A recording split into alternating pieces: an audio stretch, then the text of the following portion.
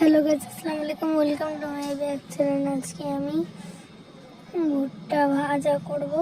ভুট্টার ভাজা করে ওটাকে আমি রসুন লঙ্কা দিয়ে মিক্স করে নেব।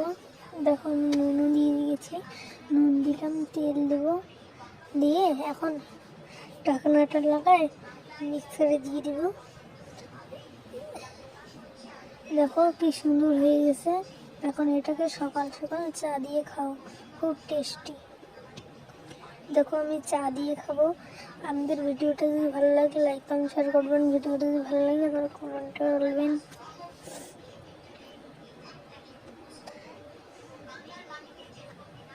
আজকে সকালে কি দিয়ে খাবার খেয়েছেন বলে যাবেন।